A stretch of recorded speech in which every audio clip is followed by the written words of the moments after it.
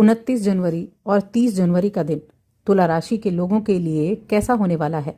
चलिए सबसे पहले इन 2 दिनों के तिथि, नक्षत्र और योग के बारे में बात कर लेते हैं। अब देखिए 29 जनवरी गुरुवार का दिन है, शुक्ल पक्ष चल रहा है और इस गुरुवार के दिन बड़ा ही शुभ संयोग बना है क्योंकि इस दिन एकादशी तिथि है जिसको जया एकादशी के नाम से जाना जाता है। चंद्रमा शाम तक वृषभ राशि में रहेंगे, उसके बाद मिथुन राशि में चले जाएंगे। अब देखिए वृषभ राशि तो चंद्रमा की उच्च की राशि थी, तो बड़ी अच्छी पोजीशन थी, लेकिन जब यहाँ चंद्रमा मिथुन राशि में जा रहे हैं तो वहां पर गुरु बृहस्पति बैठे हैं। गुरु के साथ जब भी चंद्रमा जाते हैं तो गजकेसरी योग बनता है, तो वहां गजकेसरी योग बन जाएगा। योग की बात करें तो इंद्र नाम का योग बना हुआ है और सर्वार्थ सिद्धि नाम का योग भी बना हुआ है। वहीं 30 जनवरी की बात की जाए तो ये शुक्रवार का दिन है, शुक्ल पक्ष की द्वादशी तिथि रहेगी। चंद्रमा मिथुन राशि में गुरु के साथ गजकेसरी योग बनाएंगे और आद्र नक्षत्र में रहेंगे। वैधृति योग बनेगा, पूरा दिन सर्वार्थ सिद्धि योग भी बनेगा और रवि योग भी बनेगा। तो ये हो गई इन 2 दिनों की ग्रहों की स्थिति। अब इनका प्रभाव किस तरह से होने वाला है, चलिए जानते हैं विस्तार से। सबसे पहले हम 29 जनवरी की बात करेंगे। ये जो दिन है, जैसा कि मैंने कहा, ये जया एकादशी का दिन है। अब इस एकादशी, देखिए कोई भी एकादशी है जो इस एक साल में 24 एकादशी होती हैं, भगवान विष्णु को समर्पित होती हैं, भगवान विष्णु को का व्रत किया जाता है जिसे बहुत ही शुभ माना जाता है। और इस दिन श्री हरि की पूजा अर्चना करने से समस्त पापों का नाश होता है, जीवन में अच्छे परिणाम प्राप्त होते हैं। कुछ खास मंत्रों का उच्चारण इस दिन किया जाता है, लेकिन ये गुरुवार के दिन पड़ी है तो ये शुभ संयोग हो गया। तो भगवान विष्णु को पीले फल चढ़ाएं, पीली मिठाई का भोग लगाएं, तो आपको बहुत उत्तम रिजल्ट देखने को मिलेंगे। अब राशिफल की बात करते हैं 29 जनवरी की। तो देखिए यहाँ पर थोड़ा हो सकता है कि जैसे ही आप दिन की शुरुआत करेंगे आपको थोड़ी सुस्ती महसूस हो, थोड़ा आलस आपको आता हुआ दिखाई दे। ठंड की वजह से आलस आ सकता है, तो उसके जो देखिए आलस आ रहा है ठीक है, लेकिन आपके इस आलस की वजह से, इस सुस्ती की वजह से महत्वपूर्ण कार्य ना रह जाएं, इस पर आपको ध्यान रखना होगा क्योंकि महत्वपूर्ण मामलों पर ध्यान केंद्रित करने में थोड़ी कठिनाई हो सकती है। इसलिए अपने आप को आपको फिट रखना है, अपने आप को एक एनर्जी आपको देने का काम करना है। आप अपने आलस को कम करने के लिए, अपने आप को प्रेरित रखने के लिए तरीके खोज सकते हैं। अपनी बातों को सोच समझकर आप करें। अपने ध्यान को केंद्रित करना कठिन लगे तो ध्यान केंद्रित करने की कोशिश करें। किसी अपने मित्र से बात कर सकते हैं, कोई अच्छे ऐसे कार्य कर सकते हैं, शुरुआत ऐसे कार्यों से कर सकते हैं जो आपको पसंद है, तो कहीं ना कहीं उसका बेनिफिट आपको ज़रूर देखने को मिलने वाला है। और इस दिन देखिए शुभ रंग आपके लिए बैंगनी रहेगा, लाइट कलर का, तो ये आपको बहुत शुभता देने वाला रहेगा। इसके अलावा हम देखें तो कुछ खुशखबरी मिलने का योग भी बना हुआ है।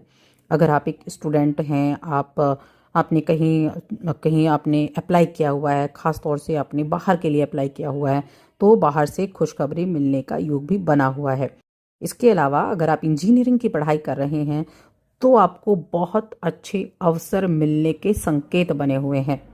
और अगर आप अभी पढ़ रहे हैं और आपने ग्रेजुएशन की है और आप उसके लिए आप बाहर जाने के लिए आप प्रयास भी कर रहे थे, यानी करियर शुरू नहीं किया, बाहर ही आपको करियर शुरू करना है, तो कोई ना कोई ऐसा व्यक्ति आपके लिए यहाँ खड़ा मिल सकता है जो आपको सपोर्ट करे, जो आपके लिए कोशिश करने वाला हो। तो विदेश से नौकरी के मौके मिलने के भी संयोग बने हुए हैं। अवसर देखिए जब भी आपको कोई मिले ना तो उसे गंभीरता से आपको विचार करना चाहिए। गंभीरता से सोचें कि ये बहुत ही बढ़िया अवसर आपके लिए हो सकता है अगर आपको जीवन में आगे बढ़ना है, अगर आपको जीवन में आगे जाना है। तो नए निवेश का विचार भी आपके मन में रहेगा, लेकिन थोड़ी सावधानी आपको ज़रूर रखनी होगी नए निवेश के बारे में। और ख़ास तौर से जिनके साथ आप साझेदारी कर रहे हैं, देखिए निवेश कर रहे हैं, हो सकता है कि आप पार्टनरशिप में कोई निवेश करना चाहते हो, तो थोड़ा सा यहाँ पर सावधानी ज़्यादा बन जाती है।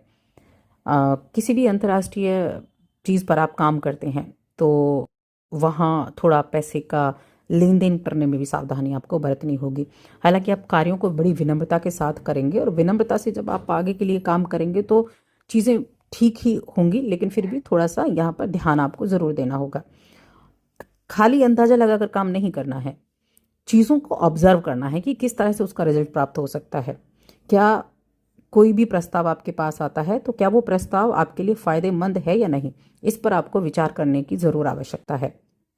अब यहाँ रिश्तों की बात करें तो आप अपने ऑफिस के माहौल को बहुत अच्छा पाएंगे और सहकर्मियों से के साथ अच्छी बॉन्डिंग बनी रहेगी। देखिए, अगर आप किसी की तरफ अट्रैक्ट हैं तो ज़्यादा शर्मीले ना बने और ना ही सीमाओं को लागें। धीरे धीरे आगे बढ़ें, पहल करें और अपने मन की बातों को आप शेयर कर सकते हैं। अब देखिए, जो इस एकादशी के दिन आप मंत्रों का उच्चारण जरूर करें। ओम नमो भगवते वासुदेवाय नमः, इस मंत्र का आप उच्चारण कर सकते हैं। अब हम बात करते हैं 30 जनवरी के बारे में।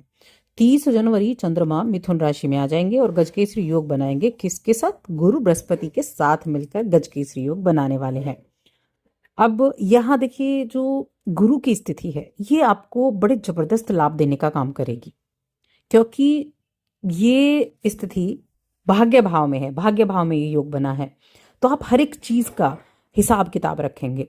यानी कि आप किसी ऐसे व्यक्ति से मिल सकते हैं जहां आप चीजों को अच्छे से कर पाएं और किसी का आशीर्वाद आपके लिए मानसिक शांति देने का काम भी करेगा। कहीं आपने ट्रैवल किया, थकान आपको थी, तनाव आपको था, लेकिन उसके बावजूद आप चीज़ों पर अपना फोकस बनाने की कोशिश करेंगे, चीज़ों को ठीक करने की कोशिश करेंगे। घर में मेहमान आ सकते हैं, मेहमानों के साथ बहुत अच्छा दिन है बिताने के लिए। नवम भाव थोड़ा सा आपके कामकाज पर ध्यान केंद्रित करने का भी है, कुछ ट्रैवल का भी है। कुछ यात्राएं आपकी रह सकती हैं, ये छोटी यात्रा बड़ी यात्रा दोनों तरह की रह सकती है। पिता के साथ आपके संबंध अच्छे रहेंगे, मन बड़ा धार्मिक रहेगा, धर्म कर्म के कार्यों में भी मन लगेगा और कोई धार्मिक अनुष्ठान भी आप घर परिवार में करवा सकते हैं। छोटे भाई बहनों के साथ अच्छे से संबंध बनाकर चलें। हालांकि स्थिति अच्छी है, गुरु भी तीसरे घर को देख रहे हैं और जो चंद्रमा है वो भी तीसरे घर को देख रहे हैं, तो आपका कम्युनिकेशन गजब का होगा और इसी कम्युनिकेशन के बल पर आप हर एक चीज़ को ऑब्जर्व कर पाएंगे, हर एक चीज़ का हिसाब किताब रख पाएंगे। क्या चीज़ें अच्छी चल रही हैं, किन चीज़ों पर आपको फोकस करने की आवश्यकता है, हर एक चीज़ पर आप ध्यान दे पाएंगे। कामकाज में आपको काफ़ी फायदा होता हुआ दिखाई देगा। और देखिए, कामकाज के सिलसिले में जो आप यात्रा करेंगे ना, वो आपके लिए फायदेमंद भी रहेगी। आपकी जो दिल की बातें हैं वो आपकी आंखें बयां करती हुई दिखाई देंगी। ये मैं प्रेम जीवन और वैवाहिक जीवन की बात कर रही हूँ कि दिल की बातें कई बार आंखों से हम बयां कर देते हैं और जीवन साथी के साथ इसी भाषा में बात करने के लिए बड़ा उत्तम दिन होने वाला है। प्रेम जीवन की बात करें तो प्रेम जीवन के मामले में भी ये दिन बड़ा खास रहने वाला है। यानी आपको खास होने का अनुभव कराया जाएगा और इन लम्हों का पूरा लुत्फ आप उठा पाएंगे। रिश्तेदारों के साथ भी मैंने कहा अच्छी स्थिति रहेगी और बिजनेस करने वाले जातकों के लिए ये दिन बड़ा ही उत्तम बना हुआ है। काफ़ी अच्छा दिन है, अच्छे से एंजॉय करने के लिए बहुत ही उत्तम ये दिन बना हुआ है। तो कुल मिलाकर ये दोनों दिन आपके लिए बहुत अच्छे हैं, चीज़ों पर ध्यान करने के लिए, चीज़ों के द्वारा लाभ प्राप्त करने के लिए। उपाय क्या कर सकते हैं? तो देखिए, मैंने बताया 29 तारीख को एकादशी है, उस दिन आपको क्या उपाय करना है। हो सके तो किसी अपंग व्यक्ति को कुछ दान कर दें, दोनों दिनों में से किसी भी दिन, तो अच्छे रिजल्ट मिलेंगे। और साथ ही चैनल को सब्सक्राइब कर लें।